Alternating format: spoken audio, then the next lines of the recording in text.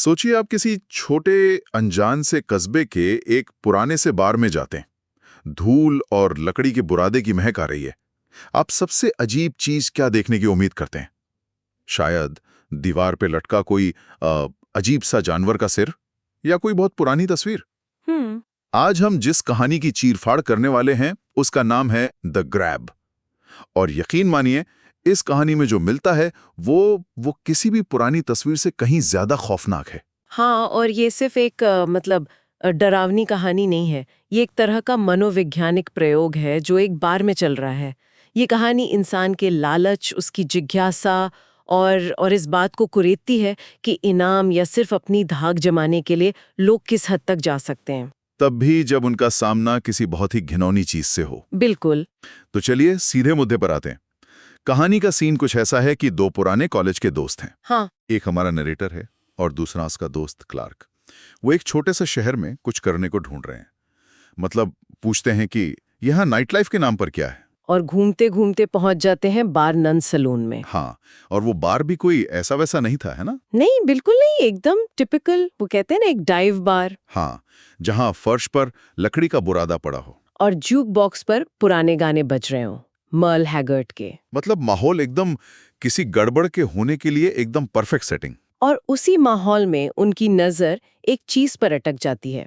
बार के एक कोने में एक धातु का बक्सा रखा है, जिसे बारटेंडर द ग्रैब बुलाता है। हाँ, और ये कोई मामूली बक्सा नहीं है।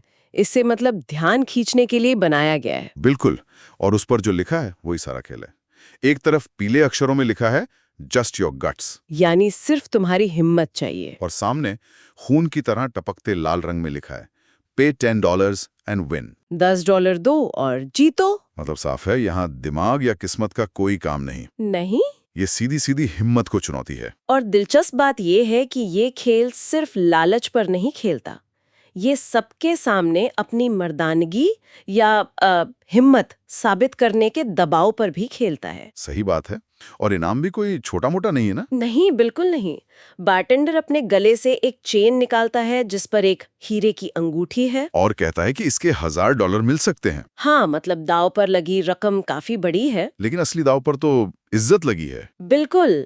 और बारटेंडर की वो चेतावनी ये कमजोर दिल वालों के लिए नहीं है, वो तो आग में घी का काम करती है। ओके, तो यहाँ पर चीजें एकदम से बदल जाती हैं। खेल वेल सब भूल जाइए। बारटेंडर चाबी से उस बक्से का ताला खोलता है और पूरा बार एकदम चुप हो जाता है। ढक्कन धीरे धीरे ऊपर उठता है और अंदर कोई पंजा या कोई मशीन नहीं, बल्कि मेरा तो पहला सवाल ये होगा कि ये क्या चल रहा है। मतलब पुलिस कहाँ है?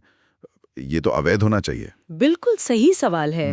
क्योंकि वो टैंक एक गंदे धुंधले लिक्विड से भरा है जिससे फॉर्मेल्डिहाइड जैसी एक अजीब सी महक आ रही है। और उस टैंक के अंदर? उसके अंदर एक कटा हुआ इंसानी सिर है। अरे बाप रे! ये वो पल है जहां एक मजेदार बार गेम एक खौफनाक हकीकत में बदल जाता है। और उसे जिस तरह से कहानी में बताया गया है वो बहुत बहुत डरावना है। हाँ, बिल्कुल, विस्तार से। काले बाल और मूछें जो उस लिक्विड में तैर रहे हैं, पीली पड़ चुकी झुर्रियों वाली स्किन, और आंखें पूरी खुली हैं और मुंह भी खुला हुआ है। और चैलेंज वो और भी भयानक है। चैलेंज ये है कि वो हीरे की अंगूठी एक तार के सहारे उस सिर के मुंह के अंदर रखी हुई है। उसे अपने हाथ से निकालना है। मतलब कौन करेगा ऐसा? सोचिए जरा, अब ये सिर्फ $1000 की बात नहीं रही, ये हिम्मत और घिन के बीच की लड़ाई है।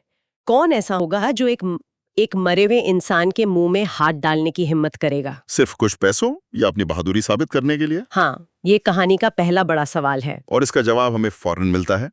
भीड़ में से डैल नाम का एक हट्टा कट्टा दाढ़ी वाला आदमी आगे आता है। जिसे देखकर लगता है कि ये तो कर ही लेगा। हाँ बिल्कुल। वो $10 देता है, आंखों पर पट्टी बांधता है और टैंक के सामने घुटनों पर बैठ जाता है। वो एक गहरी सांस लेता है और अपना हाथ उस ठंडे चिपचिपे लिक्विड में डालता है। कहानी में बताते हैं कि उसकी उंगलियां नीचे जाती हैं और मरे हुए आदमी की नाक को छूती हैं। बस इतना ही काफी था। वो घिन से एक आवाज निकालता है और झटके से अपना हाथ बाहर खींच लेता है। खेल खत्म। तो पहला मर्द तो हिम्मत हार गया। हाँ, और उसकी सफलता ये साफ कर देती है कि ये काम जिस्मानी ताकत का नहीं है। नहीं, ये दिमागी मजबूती का है। उस ठंडे बेजान चेहरे को छूने का एहसास ही किसी की भी हिम्मत तोड़ने के लिए काफी है ना? सही कहा। आप सोचेंगे कि इसके बाद कोई कोशिश नहीं करेगा। लेकिन हैरानी की बात यह है कि अगली हिम्मत दिखाने वाली एक औरत है। बेफ। हाँ, बेफ। और वो साफ तौर पर डरी हुई है। उसका हाथ कांप रहा है, लेकिन वो फिर भी कोशिश करती है। और उसका अनुभव और भी भयानक तरीके से बताया गया है। वो धीरे धीरे अपना हाथ अंदर डालती है। हाँ, उसकी उंगलियां चेहरे पर नीचे उतरती हैं और अचानक एक खुली आंख को छू लेती हैं। उफ। वो बुरी तरह सहर जाती है, उसकी मुट्ठी भींच जाती है। लेकिन वो हार नहीं मानती। नहीं, वो फिर से हिम्मत करके उंगलियां आगे बढ़ाती है, मूंछों को पार करती हुई मुंह तक पहुंचती है। और फिर दांतों को छूती है। बस वहीं उसकी हिम्मत जवाब दे जाती है। जैसे ही उसकी उंगलियां दांतों से टकराती हैं, वो कांपते हुए चीखकर अपना हाथ बाहर निकाल लेती है। उसकी सांसें तेज चल रही हैं। पर यहाँ भीड़ का रिएक्शन देखिए। हाँ, ये बहुत अजीब है। वो हंस नहीं रहे, बल्कि उसकी हिम्मत के लिए तालियां बजा रहे हैं। मतलब ये इस तमाशे का सबसे स्याह पहलू है। बिल्कुल। लोग दूसरों के डर और घिन में भी मनोरंजन ढूंढ रहे हैं। और अब आता है कहानी का असली क्लाइमैक्स। नरेटर का दोस्त क्लार्क। ये बंदा शुरू से ही बहुत आत्मविश्वास में था। हाँ, बहुत ज्यादा। यहाँ तक कि इसने कहा था, मैंने कसाई की दुकान पर इससे भी ज्यादा मरी हुई चीजें संभाली हैं, ये तो बच्चों का खेल है। ये सिर्फ आत्मविश्वास नहीं था, ये घमंड था। हाँ, मुझे भी यही लगा। क्या वो सच में इतना बहादुर था, या वो बस दिखावा कर रहा था? क्योंकि उसका हश्र तो सबसे बुरा हुआ। वो दिखावा नहीं कर रहा था, वो बाकियों की तरह झिझक नहीं रहा था। उसकी हरकतें बहुत सधी हुई थीं। वो अपना हाथ टैंक में डालता है और जानबूझकर, मतलब भीड़ को दिखाने के लिए, उस सिर के साथ खेलने लगता है। खेलने लगता है मतलब? हाँ, उंगलियां बालों में फिराता है, चेहरे पे फिसलाता है, नाक को मरोड़ता है, मूंछों को खींचता है। अरे बाप रे! वो ये साबित कर रहा था कि उसे कोई डर नहीं लगता। ये एक परफॉर्मेंस थी। और यहीं से कहानी का रुख पूरी तरह बदल जाता है। एक बुरे सपने की तरह। वो अंगूठी निकालने के लिए अपनी तर्जनी उंगली यानी इंडेक्स फिंगर को दांतों के बीच गहराई में डाल देता है। और पूरा बार सांस रोक के देख रहा है, एकदम सन्नाटा। और उसी सन्नाटे में एक खट की तेज आवाज गूंजती है, जैसे कोई सूखी टहनी टूट गई हो। और उसके फौरन बाद एक चीख जो उस खामोशी को चीर देती है। क्लार्क की चीख। हाँ। क्लार्क अपना हाथ झटके से बाहर खींचता है, आंखों से पट्टी नोच कर फेंकता है और अपनी उंगली को देखता है। और जहां उसकी इंडेक्स फिंगर होनी चाहिए थी, वहां से अब बस खून बह रहा है। उंगली गायब है। वो सिर जिसे सब मरा हुआ समझ रहे थे, उसने अपना जबड़ा क्लार्क की उंगली पर बंद कर लिया था। क्या? हाँ।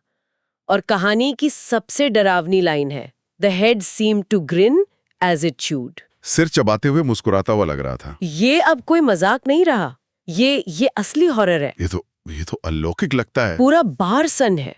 और उसी सदमे के बीच बिफ, जो पहले कोशिश कर चुकी थी, हाँ, वो क्या कहती है? वो कांपती हुई आवाज में कहती है, अल्फपैका। अल्फपैका? ये रॉकी माउंटेन का मशहूर आदमखोर है। एक मिनट, अल्फपैका वो तो एक असलियत का नरभक्षी था। हाँ। तो क्या कहानी हमें ये बताने की कोशिश कर रही है कि ये सिर्फ सच में जिंदा है, या बिफ सिर्फ माहौल को और डरावना बना रही है? और ये खुलासा सब कुछ बदल देता है ना? बिल्कुल। ये कहानी में लोक कथा वाले हॉरर की एक और परत जोड़ देता है। एकदम। अब ये कोई चालाकी से बनाया गया मैकेनिकल ट्रिक नहीं लगता। नहीं। अल्फपैका का नाम इसे एक असली अलौकिक हॉरर की कहानी बना देता है, जो एक असली नरभक्षी की किंवदंती से जुड़ी है। उस सवाल ये है कि क्या वो सिर सच में पैकर का था? क्या उसमें अब भी कोई बुरी आत्मा है, या ये सिर्फ एक कहानी है जिसे बारटेंडर ने और डरावना बनाने के लिए इस्तेमाल किया? तो मतलब क्या ये एक बहुत ही चालाकी से बनाया गया जाल था, या कुछ और? कहानी हमें इसका जवाब नहीं देती। और शायद यही बात इसे और ज्यादा खौफनाक बनाती है। अंत में तो बस अफरा तफरी है। क्लॉक दर्द से चीख रहा है, उसकी उंगली जा चुकी है।